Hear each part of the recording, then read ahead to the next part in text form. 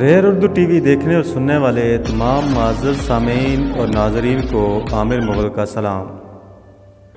ناظرین اکرامی، یہ کہنا بجا ہے کہ اس دور میں بہت سے لوگ اکیلا پن محسوس کرتے ہیں۔ اگرچہ فاصلے برقرار رکھنا محبت کا مظاہرہ کرنے کا بہترین طریقہ ہے، لیکن تاریخ میں ایسی کئی مثالیں ملتی ہیں جن میں لوگ اپنی مرضی سے یا اپنی مرضی کے خلاف اپنوں سے الگ تھلگ ہو گئے۔ آج کی اس ویڈیو میں ہم آپ کو ایسے ہی 5 لوگوں کے بارے میں بتانے جا رہے ہیں جو اپنی زندگی میں ہی الگ تھلگ ہو کر اپنوں سے کٹ کر اکیلے میں رہے، دوسرے الفاظ میں خود ہی قید ہو گئے۔ تو دوستو، ویڈیو کے بقیہ حصے کی جانب بڑھنے سے پہلے چینل میں شامل ہونے والے نئے دوستوں سے گزارش ہے کہ چینل کو سبسکرائب کیجئے اور گھنٹی کے بٹن کو پریس کرنا نہ بھولیے تاکہ ہماری ویڈیوز بر وقت آپ تک پہنچتی رہیں۔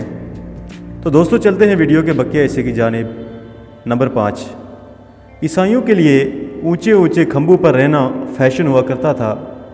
سیمیون سٹائلائٹ نامی ایک شخص کا کہنا تھا کہ اسے خدا کی طرف سے ایک لمبا ستون یا کھمبا بنانے کی تاکید ہوئی ہے۔ پہلے تو وہ خانقاہ میں چلا گیا، لیکن اس کی عادت تھی کہ کمر کے گرد ایک مضبوط رسی زور سے باندھ دیتا تھا۔ اس عادت کی وجہ سے خانقاہ سے نکال دیا گیا، کیونکہ اس وجہ سے اس کے جسم سے بدبو آتی تھی۔ پھر اس نے پہاڑ میں اپنا گھر بنایا، لوگ اسے دیکھنے آتے۔ اس سے بچنے کے لیے اس نے اپنا ایک ستون کھڑا کیا اور اس کی چوٹی پر چلا گیا۔ جوں جوں سال گزرتے رہے، وہ اپنے اس گھر کی بلندی کو بڑھاتا رہا اور اگلے 36 سال اس نے اسی ستون پر اکیلے ہی گزار دیے۔ نمبر 4، ناظرین گرامی، بلانچ مونیئر 1849 کو ایک اچھے فرانسیسی خاندان میں پیدا ہوئی۔ اس کے پاس پیسہ اور حسن دونوں موجود تھے، لیکن بدقسمتی کے ساتھ اس کی ایک قابل رحم ماں بھی تھی۔ بلانچ جب 25 سال کی ہوئی تو اس نے اپنی ماں کو بتایا کہ وہ شادی کرنا چاہتی ہے اور اس کی پسند ایک وکیل تھا، لیکن اس کی ماں کو اس کا معمولی وکیل سے شادی کرنا منظور نہ تھا، اور بلانچ کو اپنا ذہن بدلنے کے لیے اپنے ہی گھر کے ایک کمرے میں قید کر دیا گیا، جبکہ اس کی ماں اور بھائی معمول کی زندگی گزارتے رہے۔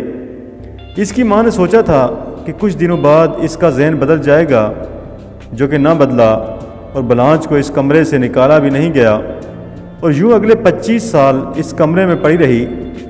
1901 میں حکومتی حکام تک بلانچ کا خط پہنچا۔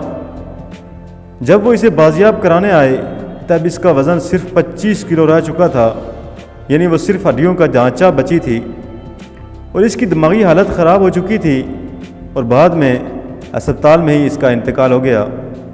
نمبر 3، قرون وسطی میں لوگوں کے لیے خدا سے اپنی عقیدت کا مظاہرہ کرنے کا ایک طریقہ یہ تھا کہ وہ اینکرائٹ بن جائیں، یعنی کہ مذہبی معاملات ادا کرنے کے لیے دنیا سے الگ رہیں۔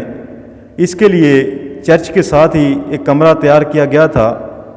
کوئی بھی اینکرائٹ کی اس کمرے میں داخل یا باہر نہیں آ جا سکتا تھا۔ اینکرائٹ کو دیوار کے ساتھ لگا کر یہ ظاہر کیا جاتا کہ وہ دنیا کے لیے مر چکے ہیں۔ اس کمرے میں صرف وہی سوراخ تھے جہاں سے اینکرائٹ کو کھانا دیا جاتا یا چرچ کی قربان گاہ کو دکھایا جا سکتا تھا۔ 14ویں صدی کی جولین نامی ایک لڑکی بھی اسی قید میں رہی۔ 73 سال کی کل عمر میں سے زیادہ وقت جولین نے اسی کمرے میں ہی گزارا۔ نمبر 2، 16ویں صدی کے پرتگالی فوجی فرناؤ لوپس نے انتہائی مشکل زندگی گزاری۔ گوا کی فتح میں حصہ لیتے ہوئے پرتگالی فوج کے ایک گروہ کا لوپس کو انچارج بنا دیا گیا۔ وہاں لوپس نے ایک مقامی لڑکی سے شادی کی اور مسلمان ہو گیا۔ جب دوسری پرتگالی فوج پہنچی تو انہوں نے سخت انتقامی کارروائی کی۔ لوپس کو باندھ دیا گیا۔ اس کی ناک، دایاں بازو اور کان سن ہو چکے تھے۔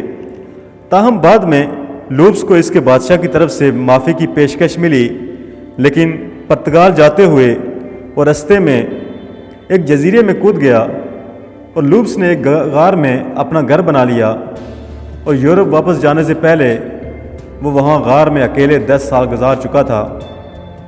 ناظرین گرامی، ویڈیو میں آگے بڑھتے بڑھتے ویڈیو کو لائک ضرور کیا کیجئے۔ نمبر 1، جب کسی قیدی پر تنہائی کی پابندی عائد کی جاتی ہے تو یہ ان کے تحفظ یا قیدیوں یا محافظوں کے لیے بھی ہو سکتی ہے۔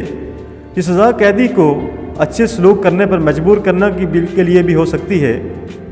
تھامس نامی امریکی قیدی بھی زندگی کے آخری 36 سال مختلف جرائم کی پاداش میں اکیلے کمرے میں گزار چکا ہے، جہاں اس کا کسی بھی دوسرے انسان سے مکمل طور پر رابطہ منقطع تھا، اور تھامس امریکی تعزیراتی نظام کا ایک افسانہ بن گیا۔ ناظرین گرامی، ویڈیو پسند آنے کی صورت میں دوستوں کے ساتھ شیئر ضرور کیا کیجیے، اور اس کے ساتھ ہی اپنے ہوسٹ عامر مغل کو اگلی ویڈیو تک کے لیے اجازت دیجیے۔ اللہ حافظ۔